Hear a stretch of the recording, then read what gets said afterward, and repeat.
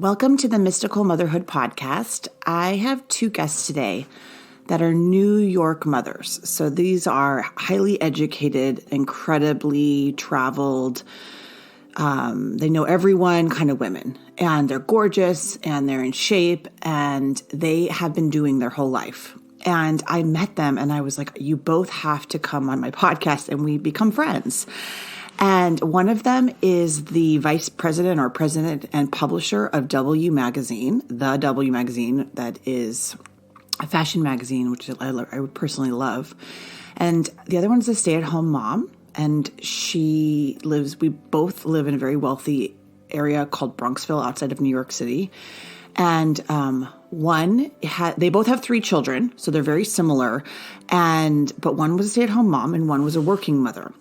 And we just discussed it. We discussed what their experience was. And I wanted everyone to hear the contrast as I'm teaching what it means to go into the heart and what it is being versus doing, and all of the things that have to go away in your life as you go into the heart more, and what will be challenged. And really, anything that creates any drama in your life is just a belief system that's getting in the way. It's a need to control. It's a need to create separation. It's a need to create power. It's more greed. It's all these different things.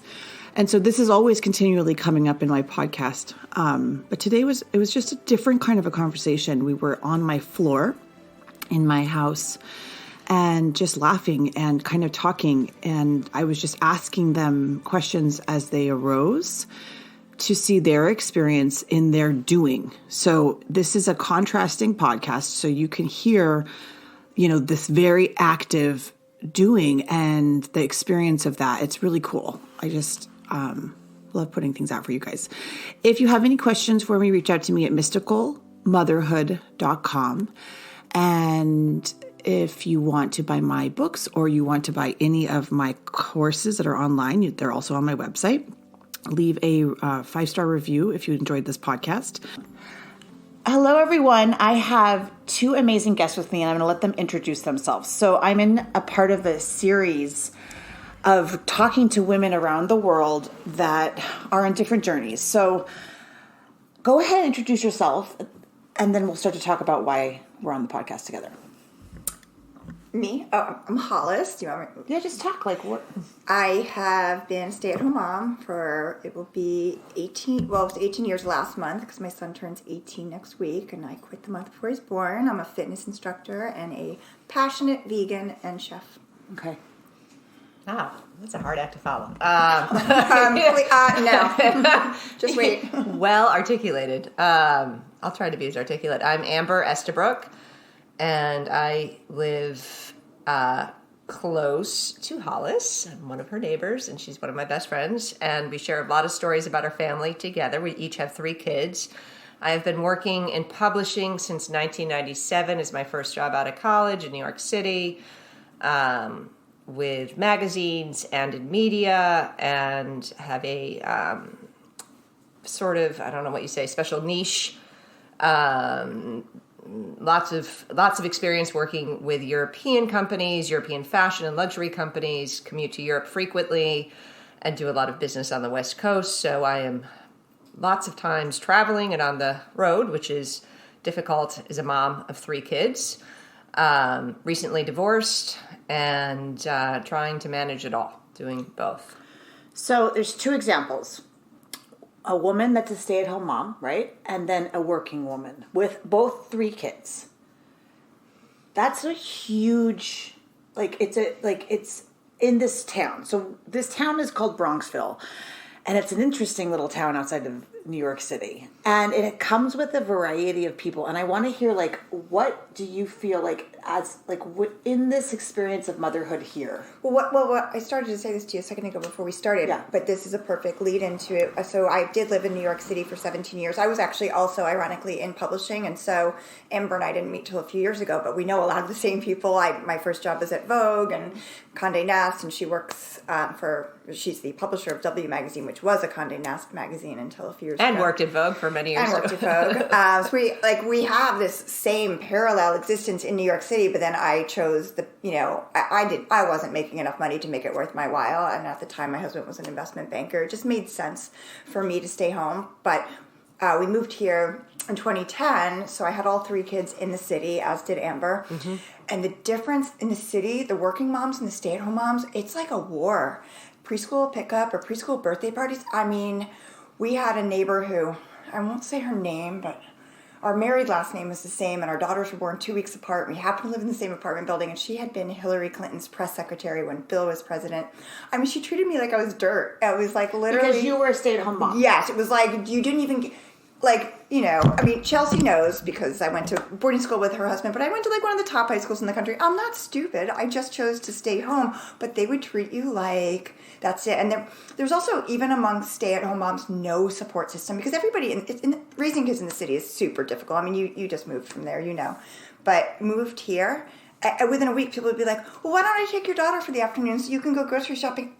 Nobody in the city had ever made an offer like that. Yeah. And then I meet Amber, who I was completely intimidated by. You can't see her, but like, forget the fact that she's like incredibly successful and smart. She's also drop dead gorgeous.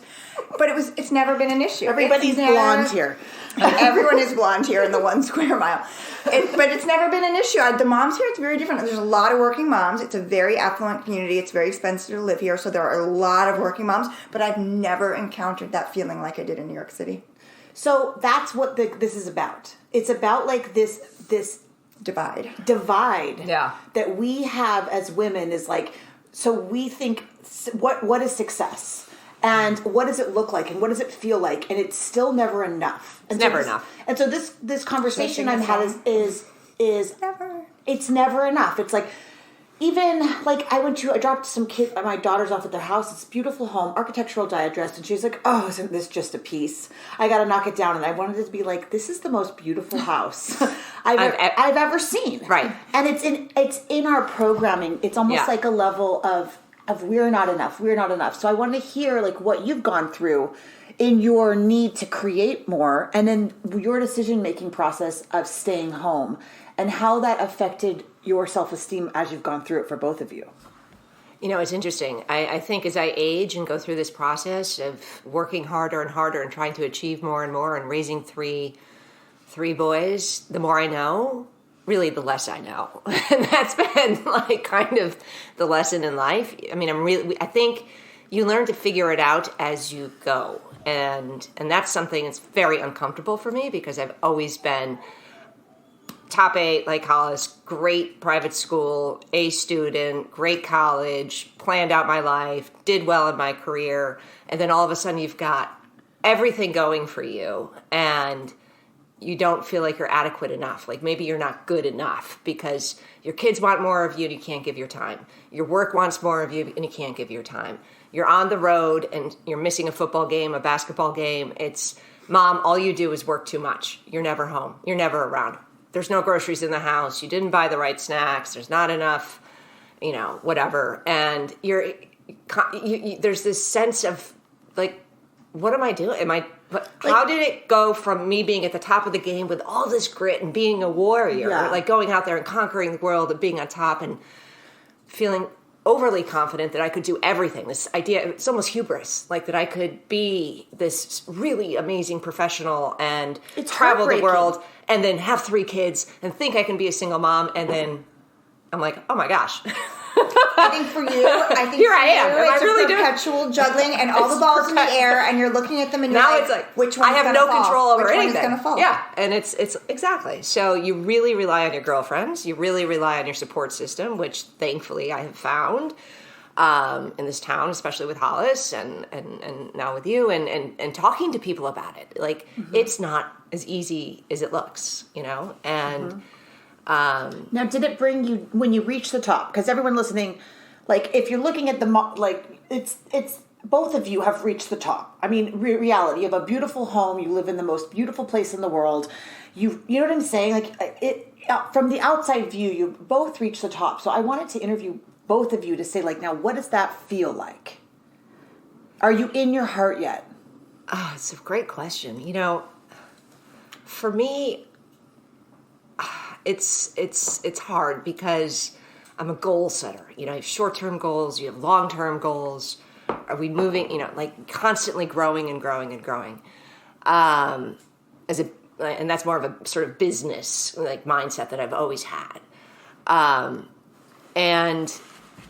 You know, I don't know how to answer that. I mean, how I find happiness now is a lot different than I found it before, I would say. And for you too? I have a unique position, and it's you sort of just tapped into this. So my best friend, when I was living in New York City with the 3 kids, she had 2, and we met like in a mom's like music class with the kids. She had been, you know, she had her MBA, and she'd been in the business world, and but she also chose to be a stay-at-home mom, and she was embarrassed by it. She had this like veil of shame that she wore, and she talked about it constantly, and sort of like would put herself down and say like, what am I doing? I never had those feelings.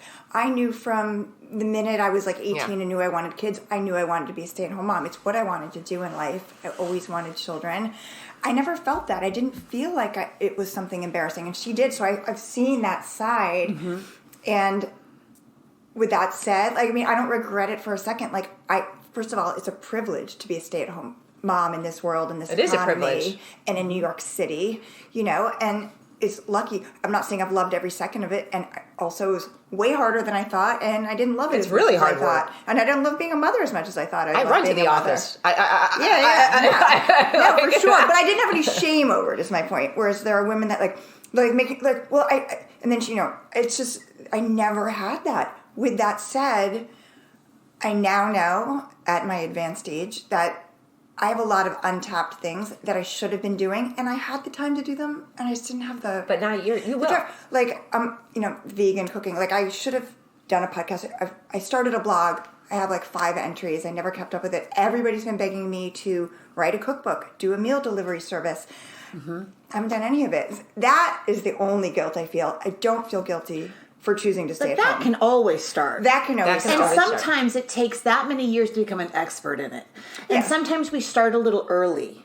And and our ego and our pride's like, I'm ready now. And in reality, maybe you needed all those years of cooking and practice. Okay, but the other component was I started teaching fitness in 1987 when I was at high school with your boyfriend, and my father was like, no, you're getting a real job. Had I followed that dream back in 1990 when this was just starting to become like a real, you know, like thing with videos, and I could have had like a brand, like a Martha Stewart brand, but in fitness, vegan cooking. I wanted to be a soap opera actress. My mother said no. So one of the things I do with my work and my books and with women is I help them undo the conditioning of their childhood. Yeah. So that they don't repeat the past of their family. And so, it requires that's why I call it mystical motherhood. I repeated my mother's path, by the way. Exactly. She's CEO, single mom. How do you not do that? And so what I teach for people that don't want to, who want to stop the conditioning, because all we are is a product of our conditioning, and our beliefs are anything in our reality is just showing our beliefs, right? We were talking about earlier, right. The back, you know, like your thoughts are creating it. Now, Is that okay with you that you repeated your mom? Did you repeat your mom? No. I mean, my mom was a stay-at-home mom, but just because it was 1960s and that was... Are you sure? Yeah, we're very different. Okay. I love my mom, but no, I don't.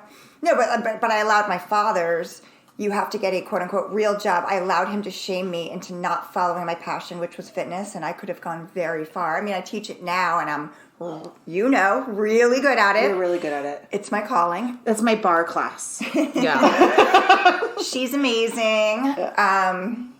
But that was, I mean, I could have gone really far if I'd started in 1990 and built this Jane Fonda type brand. Think of it, with vegan cooking and cookbooks, and it could have gone really far. I mean, it still can, but it still can. That's the point. I mean, you can. You can do it now. You can still do it. I'm just saying. I allowed my father to shame me. But But both of those situations, what we're talking about, doing too much and not doing enough, and then not doing it. Yeah. Oh, it's really are the same thing. And so what it is I'm bringing in a polarity, because there's so much polarity on the planet, and there's the polarity between the women, and the shaming is what I wanted to talk about. In general, is like, why is one better than the other? Right. And why do we, even the situation of what we're talking about is programming in general. Right. It's like, okay, so this is what success is, and this is what it looks like. I mean, W Magazine or whatever, and this is, and living in New York and having an apartment and doing those things. It's well, like, who would you be without all that programming? So, like, if you really went into your soul. Well, I'll tell you a story. So 8 years ago when the bar opened, they actually hired me to open it. So I was working full-time for the first time in 11 years. And I didn't last more than a year. It just wasn't sustainable for our family because I had already set this model up of I didn't have a nanny in place. And they'd never had, when my husband couldn't change his hours. And it was what it was. But what it gave me was a sense of, I can do this. I opened this business. We had the highest pre-opening sales of any pure bar in the country. And there were 600. And I did it. And part of what drove me to do that was one day I was driving the kids to school, and I'm a terrible singer, but I was singing along to the radio, and as a joke I said, should I quit my day job? Like, not realizing my kids didn't know that expression. It's just a joke. And my 4-year-old goes, you have a day job? And that was like an arrow through my heart. I was like, wait, am I giving my girls a really bad example by staying home, even though I'm giving them all of me? Imagine. But you're not. I know, but it was just, that was like, ooh. But this is an example of both, is that we're never enough. It's never enough. Never enough. It's never enough. It's never enough. But that is an oof moment. But that's because you think that way. Otherwise, who cares if the little 4-year-old said that? It's like, no, my day job is you. I love you so much. It's a constant guilt that you're not doing enough. I mean, the breadwinner, I have to provide. The bills have to be paid. The only fights that Amber and I ever have is that she constantly puts herself down, and she'll be like, you're so much better mother. I am not a better mother than Amber by any means on any level. Yes, I have more time to cook or go to the grocery store. That is it. And she puts herself down. So I will yell at you. You cannot be the breadwinner and do all of that. That's why you're the breadwinner. You pay someone to do that. And you shouldn't feel guilty. You're absolutely right. I appreciate that. But kids have a wonderful way of really getting into your core and making you feel like you're never doing enough. Yeah, they do. Even with the extra help. And in fact, our nanny came over, our former nanny came over last night, who's been with us since my eldest was born 14 years ago. And the love and adoration they have for her, I mean, she's truly, it was like she's like their mom that they never had really with me because I was, I mean, not their mom, but there is, like, let's say, such an affection that they have because she was there to be all the things that I couldn't be because I was working or traveling or doing the things that we do to provide and be in a business world. So, there is that sort of humility that comes with that. It's like, I see how much love and adoration they have for her, and I accept it. And I'm actually okay with it. I would not be jealous. They have for you, so stop. So, with both of this, now, if you're talking to a mother that's 20 years old, 25, whatever, 30, just a new mom, what would you tell her? Would you do it? Would you repeat it again?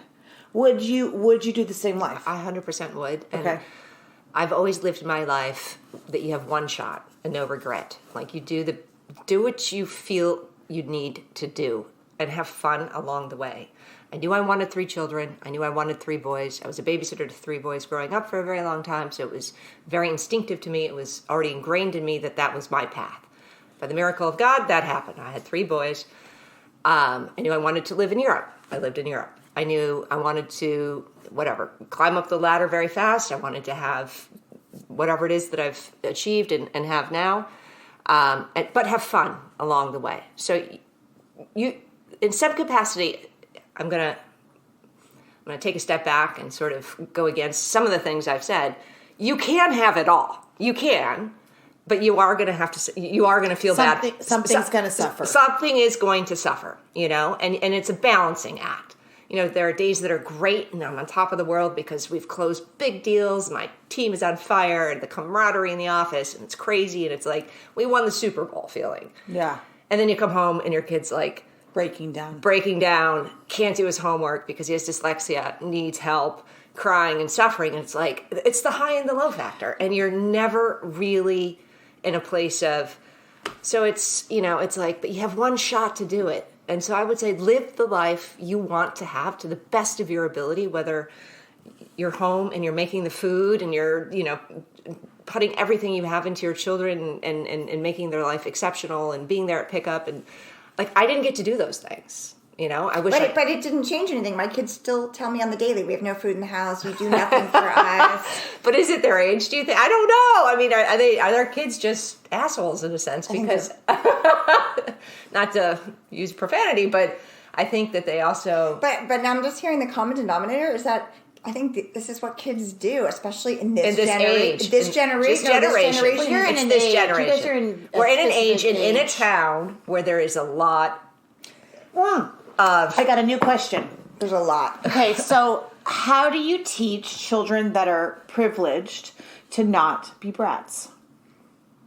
Do you guys know? Yeah.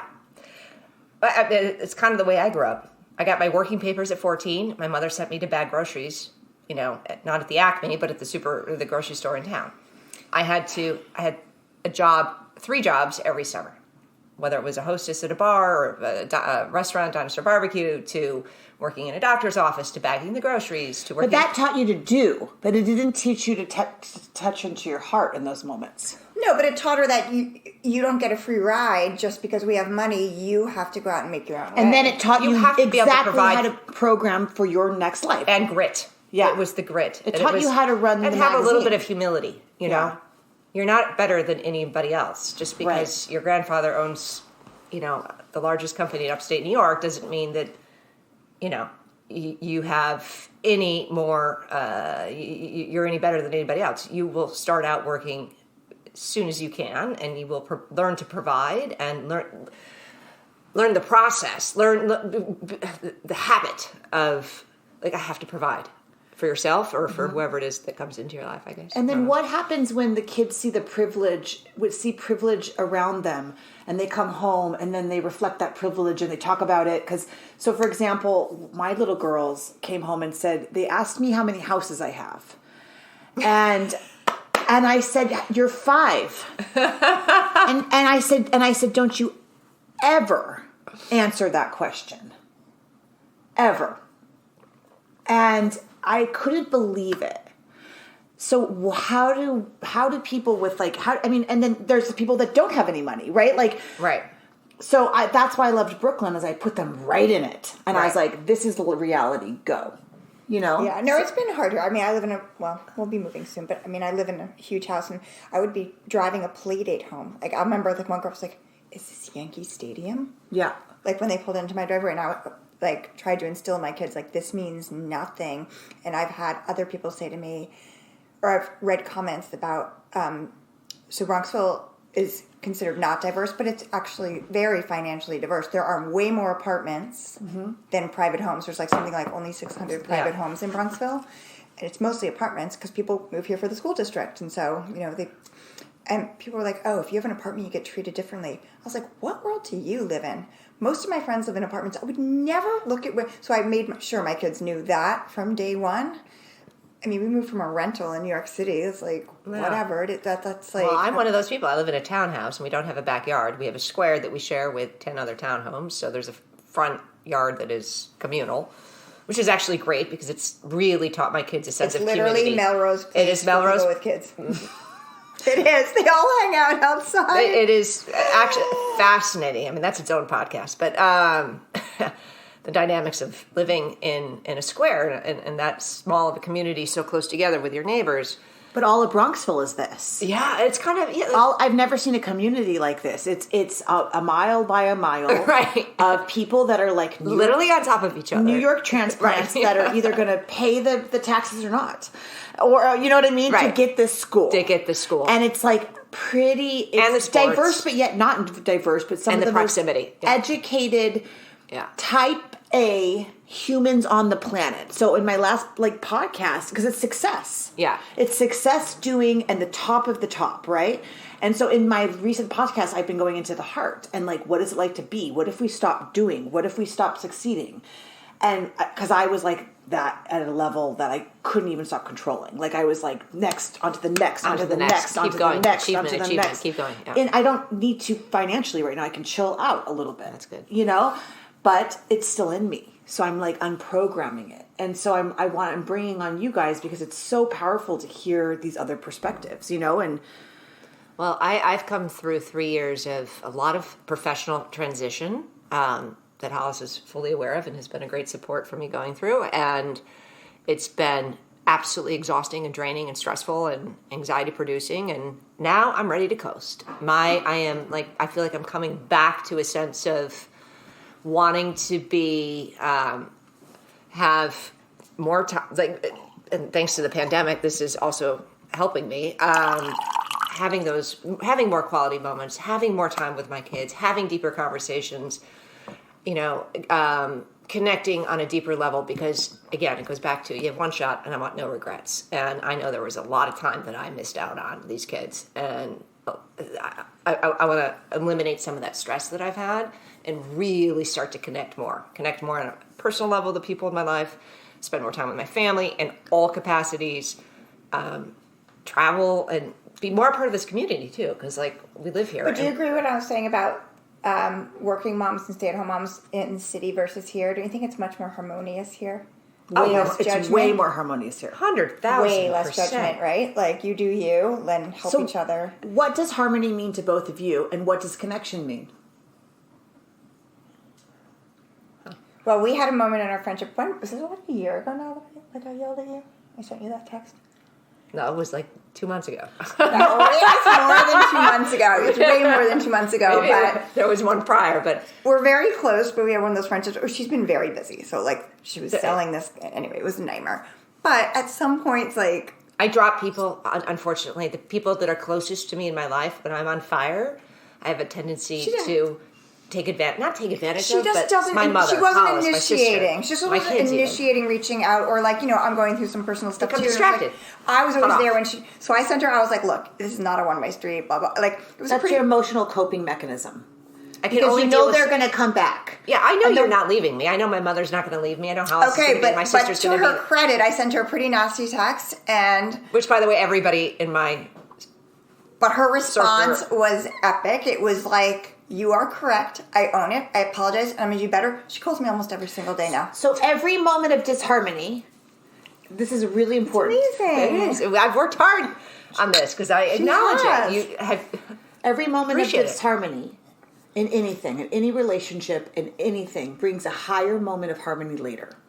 And so that disharmony is needed to actually connect more. Yeah, you correct. 100%. So it's needed to connect on a deeper level. Yeah. So you have to have that disharmony, or you'll separate, or it'll be eliminated. And it goes back to being a strong woman and me being okay, I know I'm just the stay-at-home mom, and I know she has this really high-powered, stressful job, but I'm allowed to tell her what my needs are, and I did. And it was a moment for me of growth. You know what I mean? To be able to say that, because I get your boundaries needed to be set. Her time is way more precious. I have way more free time, and it's not really fair to say to her, but I needed more, and I asked for more, and I got more. And that's what I'm trying to do. This is where I am now. She's given her more balance. So where are you both left in that? So so let's say you're trying to connect with people around you. You're trying to give them more time. Yeah. You're trying to do all of these things. Now, where are you left? What parts of you have you given up on your self-esteem or your love for yourself or time for yourself or things like that? No, we both take time for ourselves every day to work out. Every day to work out. That's the one thing we both give ourselves that gift. Workout? Selfish person in the world on that. I run 4 to 5 miles every single morning. On a treadmill? No, outside or on a treadmill. Depends on the weather. And did you run in the ice? I did not run outside. I've been spoiled because our club is open now. No mask, and I can run on the treadmill. No mask.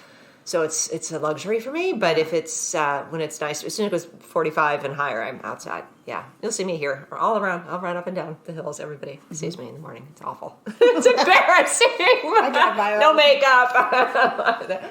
There she goes. But I would actually like to do more Pure Barre at Hollis's classes. That's also on my list of things to do. I think that's. And how do you create more self-love, especially because you both have been through the divorces. I'm just moving this. Oh, someone's calling.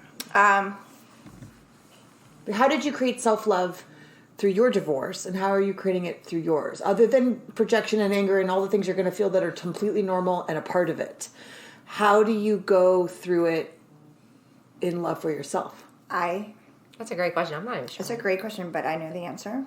I have since moving here. I've really surrounded myself with amazing women, you included, even though you're new. Like, all the, like, between, you know, I won't name names, but, like, every woman in my life right now, ironically, happens to be divorced. Some are happily remarried, but they're all super spiritual. I used to, like, that was a part of myself that I hid down because I was taught that that was not, like, you know. Your and programming said it wasn't appropriate. It wasn't appropriate. And I'm a super spiritual person. And so now everybody in my life is super spiritual. Definitely part of it. And I mean, I've always done a lot of girls' nights out, but I surround myself with friends and I make time. And my kids will give me grief. You go out all the time. I go out like maybe once every 2 weeks for 2 or 3 hours, but that's their perception. That's how spoiled they are, that how present I am in their life. And it's like, I just block it out because I know I've earned and I deserve that time. On our girls' night, even the other night, we went out with a former friend that moved away. She's not here often, but like, you know, it just, I surround myself with strong women. Strong women. I think it's having that sense of connection, as we're going back to. You know, it's having that camaraderie. It's having, it's the pandemic has taught me one thing that I didn't know about myself, that I don't like to be alone. And working alone in my house, being forced, you know, to not forced, but like having to learn a different style of being on Zooms all day and sitting in an office and you're isolated and alone and it's quiet and you don't have that interaction or that energy from other people. Mm-hmm. I started to like really like not feel good, like, and become even more isolated. And so I think that, you know, I totally agree with what you're saying, Hollis. Building that sense of, making sure there is that sense of community, making sure there is that camaraderie, making sure that you are exposed to other great women, conversations, stimulation, people in general, is so beneficial to your own mental health, because you go to really strange places when, you know, forget about Zoom fatigue, but just sitting alone in a house all day, quiet, is very, very, very hard. And I need energy. And I think, you know, we feed off each other's energy. And that was something really important for me to learn. Yeah, women need energy and they need to gossip. We need to gossip. Yep. We need to trade stories. Every time Chelsea walks into my class, like, the first thing she says to me is like, "Are you okay today? Like, do you need a hug?" Like, she's like reading my energy. Like, you always read my energy. And I'm at work, so I put on a front. But when I'm not at work, like, if I'm having a moment like the other day, I broke down and I started sobbing, and I called her. It was like 10 in the morning. She's normally not available then, but she picked up because she knows now. I only needed 3 minutes, and I just, like, I'm just really, like, you have to be not afraid to ask for that help. You have to be not afraid. And I'm not afraid to ask for that help. Like, I'm not embarrassed to say, I'm crying, I'm having a bad morning. I don't have shame like that, and I think that's what... Yeah, it's the non-shame factor. It's some people not being hold afraid. that in, and it's just toxic. I mean... That's one thing. And even having her for 3 minutes and her being like, "Okay, I'll call you at 5 o'clock when I'm done with my last Zoom." That's all I need to hear.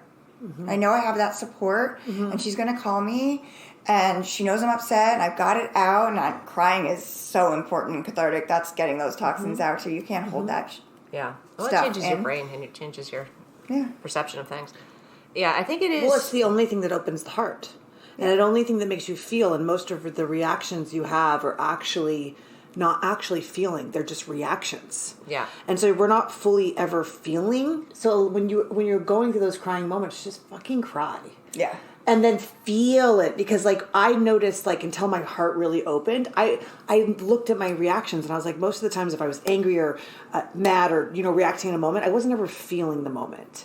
I was having an experience with the moment, but not feeling it within me to open my heart. I was like closing it off, and the reaction was the closing. Right. Of that moment. Like, I didn't allow it in to open me. Right. And once I, like, let it in and the tears came out and I said, like, how effed up this world is, or how, you know, what you get, like, we're talking about the kid situation and the effing divorces and all the stuff we have to go through. Yeah. It's hard. Oh, it's so hard. And then you both have 3 kids, you know? It's really But you have to hard. take time to feel it. You do. And like, what you're going through is really hard. It is the hardest thing you'll ever go through, Hollis. I know. I went through it. It is the most painful the guilt thing. The... And then you find a partner who really loves you, and then you go into the same reaction that they're going to be the same, even though they're not. So you'll create them to be that. And so part of my work is also to show women that post whatever they decide to do, divorce or you know, in motherhood or whatever, don't recreate the man to be the old man. Yeah. And we do that because we're so powerful. We'll make that man, even though he's not the old past, or maybe he is. Yeah, but it's like that form of projection. But that's the power of the feminine. Is I can make the bathtub flood. Do you know? I know that was a part of my own experience of needing to see how silly I am. Right. Or I can, if I want it to be harmonious in my house, it will be.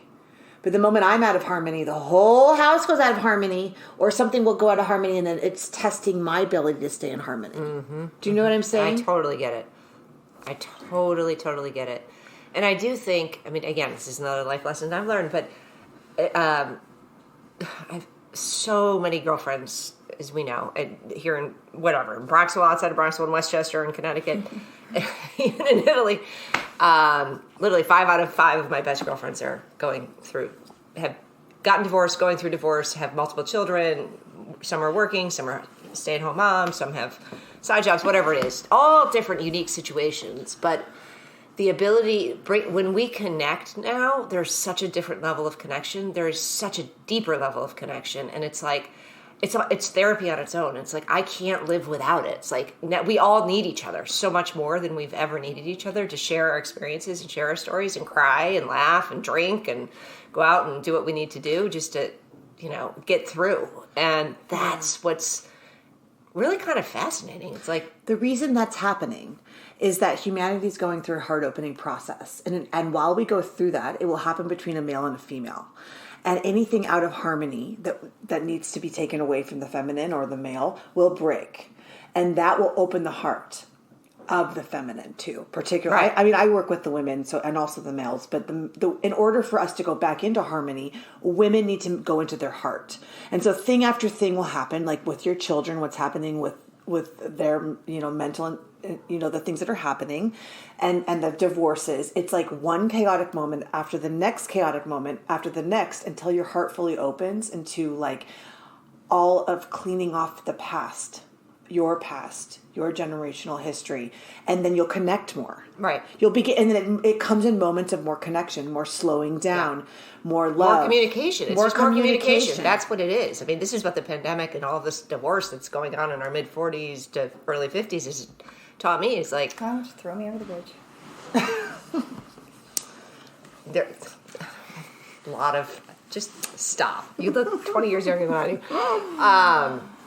But it is, it's, how do you say it? It's communication, but it's more quality communication that I haven't had, or I haven't put an emphasis on because I've been too busy and too distracted with whatever it is in the career or the kids and the thing and the this. And I kind of forgot about quality communication with the most important women in my life, which is the foundation. Like these are my pillars of strength right now that I need to have more than ever. Maybe it happened for a reason. Maybe it's just coincidence. There was a pandemic and everything in the world went to shit and my life went to shit and they're all alive and we all found each other. But it's the best thing that could possibly ever happen. And it is knowing that there are other people out there who are really important to you also in your life that have a lot of similar issues, different issues, but similar. And you can you're not alone. And I felt for so many years before all this that I was completely alone because I didn't expose myself. I didn't open myself to it. You didn't become vulnerable. I wasn't vulnerable because I didn't want anybody to know there were problems. I didn't want anybody to know. When I met her, I literally thought they were like the cute. He was drop dead gorgeous. I'm sorry. Yeah. And she's dropped. They were this power couple, and he's from Italy, and like I literally was like so intimidated by them, and I was already like, I stayed in my marriage for a very long. I've been unhappy for a very, very, very long time, and I actually thought I was going to stay until the kids graduated. I was just going to suck it up for the kids because that's what I do.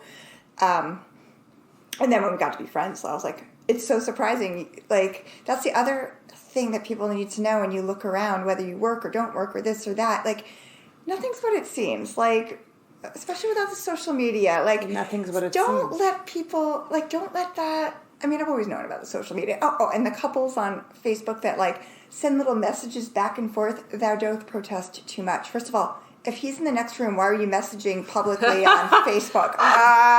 Okay.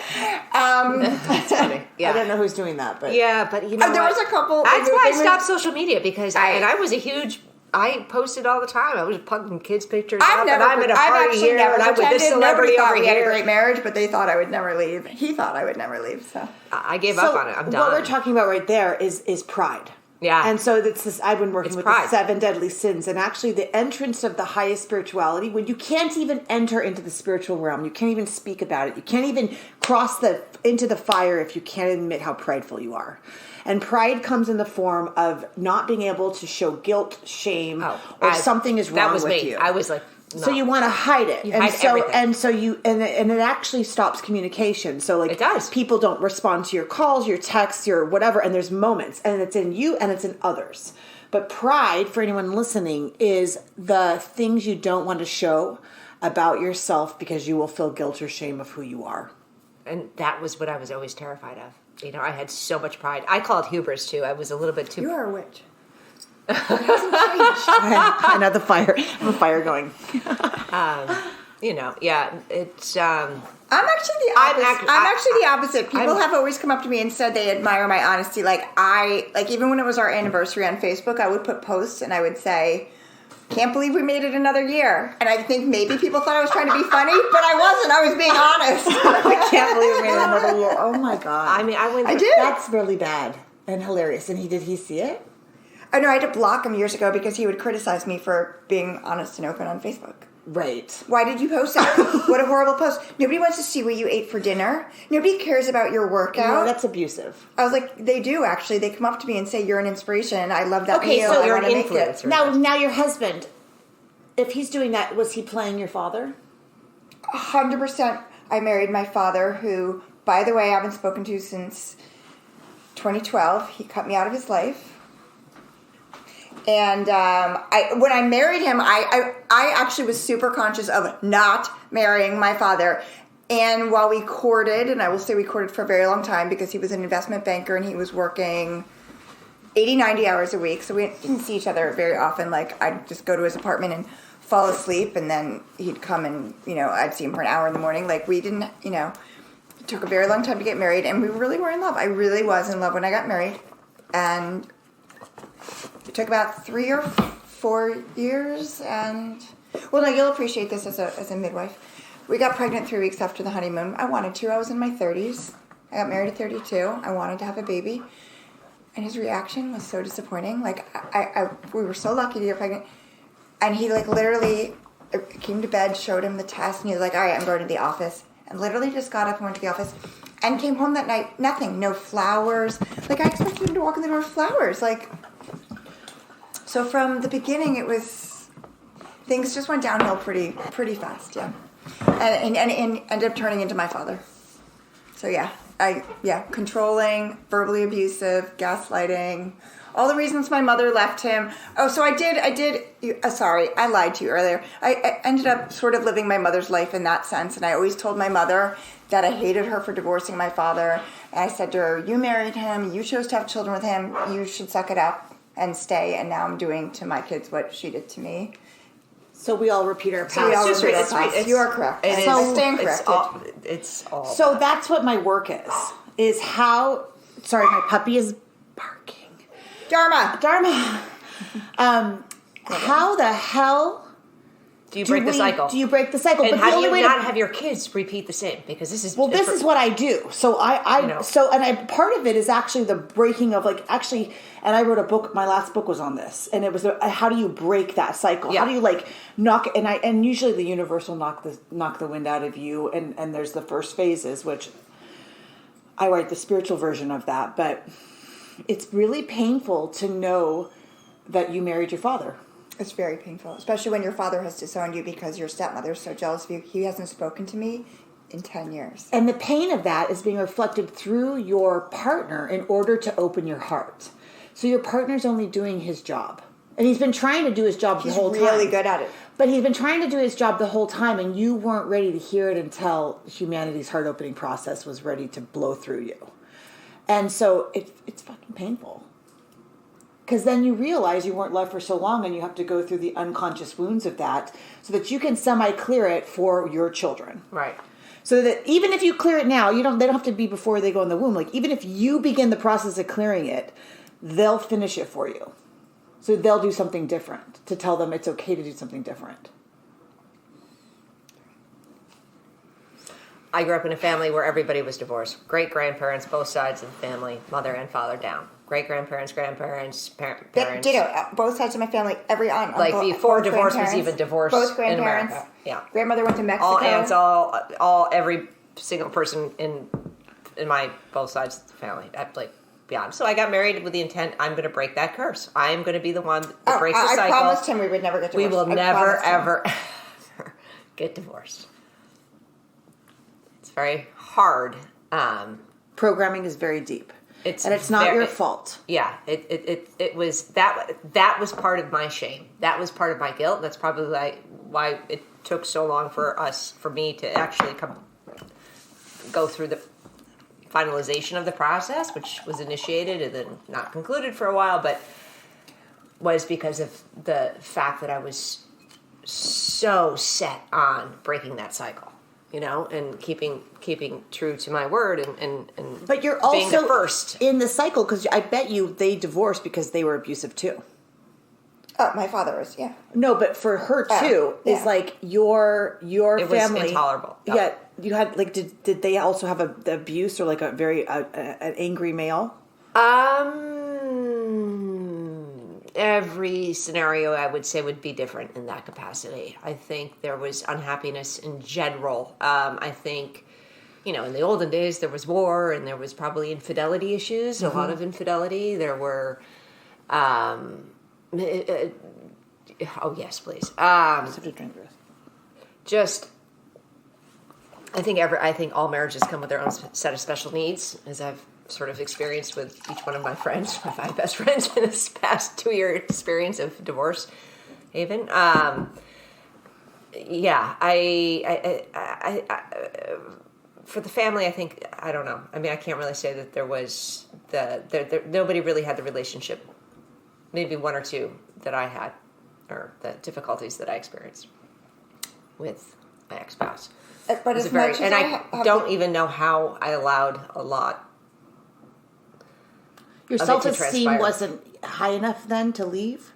Like, what made you guys finally decide it was over? The kids. Because I had to protect the children and their welfare, and they cannot, over and over and over, people would say to me, therapists would say to me, even our marriage counselor at the time, you are doing a real disservice to your children by staying in something that is not real, and they're being exposed to so much unhappiness and so much toxicity that what's the point? What's the point? Like, what are you teaching them in the end? Because you're not teaching them love. Staying in a broken marriage is not love. Staying with somebody who sleeps in a different bedroom for 2 years and you do kind of activities together, but you don't really want, that is not a nice lesson. There's no lesson in that to be learned. And if you can go find your happiness on your own, and he can too, and maybe you'll be better parents. And that's actually kind of what happened, is that we had to divide, we had to separate to go and be better together. Better humans. Better together. Yeah, better separate, but create a better family. And for you, what broke you to go to divorce him? I mean, if I'm being truly honest, I fell in love with somebody else. And that helped you, that spurned you out of it, well, right? It was like, I was going to wait till my youngest graduated. I was going to be miserable for 4 more years, 5 more years, and I just, but I have a son and 2 daughters, and I needed them to know that this was not normal, the way that their father speaks to me, the way that he treated me. I don't want to model. Like, I would rather leave, and I don't want to talk badly about their father to them, but they're not stupid, and my youngest, he took a job in another state, and he's going back and forth, and every time she leaves, my youngest will be like, oh, he's gone. The house is calm. You can feel the chaos. The energy change. Yeah. He still hasn't moved out, so he's in the house, and it's just, it was so bad for so long, and I thought I could do it. I thought I could just be unhappy, but like go work out, go out with my girlfriends, take care of my kids. We had no interaction with each other. Did the money keep you there? Golden handcuffs, 100% golden handcuffs. I was terrified, and I'm so terrified. And all of my girlfriends tell me I have to stop with what my other friend who's a medium is like, stop with the scarcity mentality. That's what she calls it. Now for you were the was provider. the Did the money keep you there? Yeah, she was terrified. Because I want everyone to listen. 2 scenarios. Again, polarity. You were afraid. Terrified. Amber was terrified because she would have to provide for him. And then not only provide, but everything I've worked for and achieved, from was pension taken. to 401k and life insurance and the savings, right. and investments, and so it's always about money and greed, and that's the first step. Overwhelming fear of everything I've worked so hard for to achieve, that I've sacrificed for this family. But that's a part of the spiritual opening, is you have to could jump. Be gone. You could have to go through the fire. That I don't know where it's going, and I could be left a little bit high and dry. And I've worked too hard for that. And how did it go when you left? You're okay now. You're still alive, right? You I got a great lawyer, and he got nothing. So you went through the fire, and you were okay, right?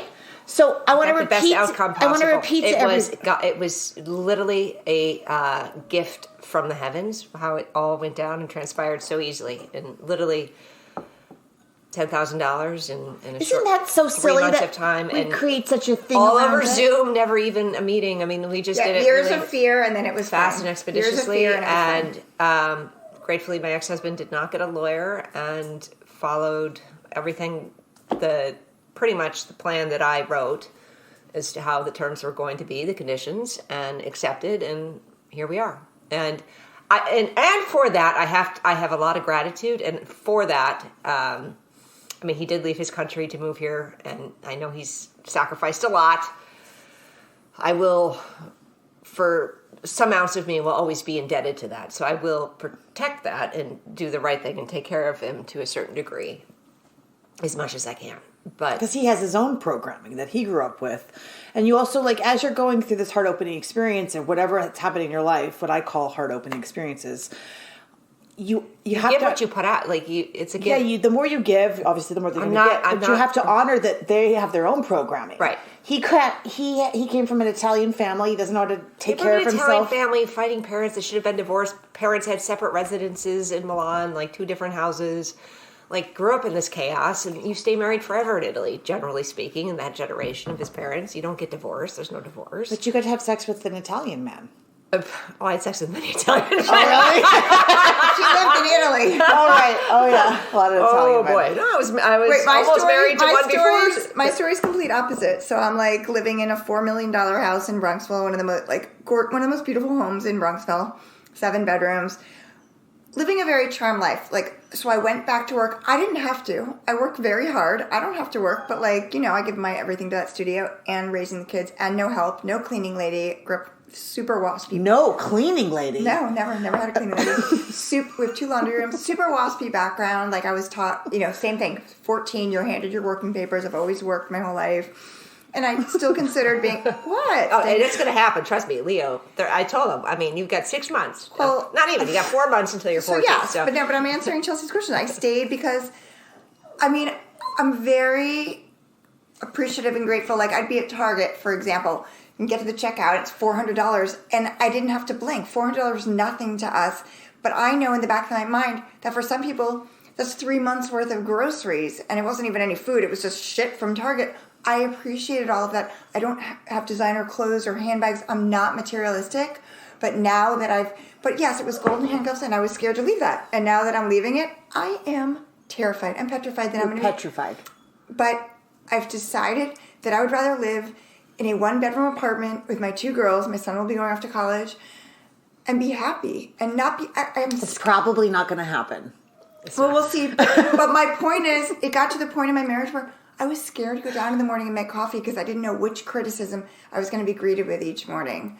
He never said good morning. It was, did you call the plumber? After you called the plumber, I mean... Wait, let's send him love. We're not going to go... We're going to send him love. I'm just saying, it got to the point where I chose my happiness over money and being taken care of, and I'm terrified. You're terrified. So everyone, she's going through the terrified moment of leaving, and you've gone through the fire. I've gone through the scarcity mentality. And then you go through there's and maybe I'll pathway be to pleasantly it. surprised, like Amber.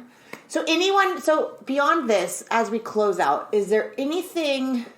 We've talked about so many things. Don't get married, don't have kids, don't get married. Right, Is there anything that you would recommend to like women that are going through their own heartbreak experiences? Like as they go through it, and as they awaken. Become spiritual. Like what are the most important things? Love yourself. Yeah. You deserve it, even when you think you don't. And Work out every day, right? Work out every day. Mental clarity go is vegan, key. don't eat animals. No. It's really negative. You gotta work I'm, out. like, You gotta have laughing. short-term goals. You gotta have long-term goals. You know what? Don't be so hard on yourself. But go out there and literally like I say this and I should tattoo it, but like have fun. Like live your life. If you're young and single, have fun. And as soon as you get into a relationship, look out for the red flags because there may be. See how big those red flags are. They might be, too big to handle. That's your opportunity. Jump ship, get out. Don't settle. You're too young, and there's too many opportunities out there because you want no regrets in the end. And that's my biggest thing. No regrets. No regrets. You live your life to the best of your ability. I've made a lot of mistakes in my life. A lot. And I'm with Amber. No regrets. So what? So I've done, she knows what I've done. But like, I don't hate myself. All you can do, I worked in ad sales, as did Amber, and the best thing my publisher ever said to me was like, if a client got angry or whatever, he's like, this is what you say to the client. Look, I wish I could turn back the clock and fix it, but I can't.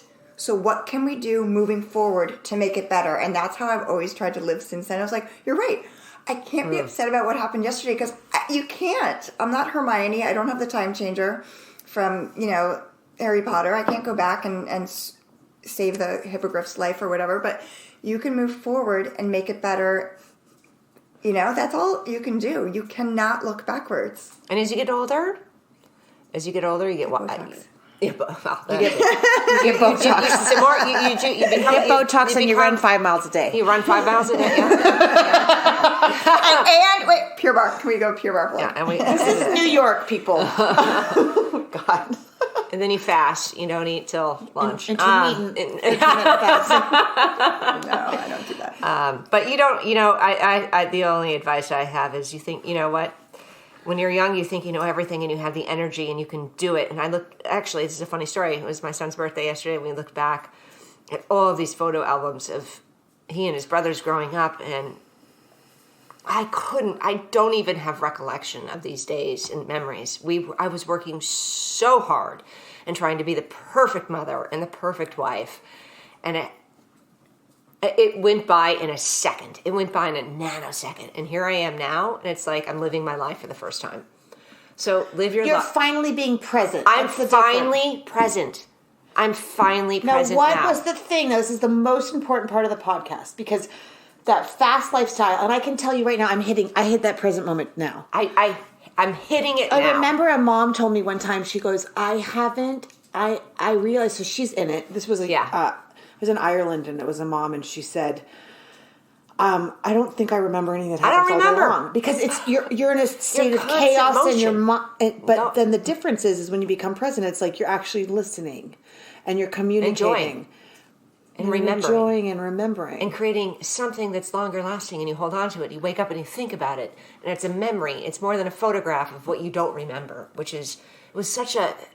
You were always doing before, and now you're learning to slow down a little bit. And now I'm like, I really want to slow down and enjoy it. I want to, forget the photograph. I don't care. That's why I stopped social media. I don't give a shit. I can post all day long on Instagram if I want. I've got a great life. I've got big parties I go to. I'm with celebrities. I'm in fashion. I've got this. And I've got beautiful girlfriends like Hollis and you. And, we could create a magazine ourselves, but it's not that. It's really sitting here on a floor in somebody's living room with a beautiful fire and having a conversation and meaningful experiences. Yeah, so it's not what it used to be for me, and going through the motions of what I thought. So that's my advice that I would give to a young girl.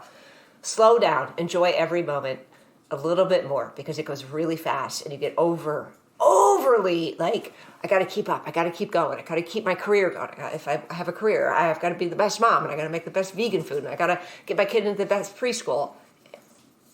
and you lose so much in that process. So that's a regret for you. It's a huge regret. I don't remember. You don't remember. I was trying so hard on every front. I wish I had slowed down and just let it be a little bit more. Let life happen. Any regrets for you, Hollis? Not leaving him earlier? Well, you would have not had the house. Well, 4 years ago we did a kitchen renovation, and it's my dream kitchen, so I kind of stayed for the kitchen. I deserved a couple years in the kitchen. It's white. It's a white kitchen with gold.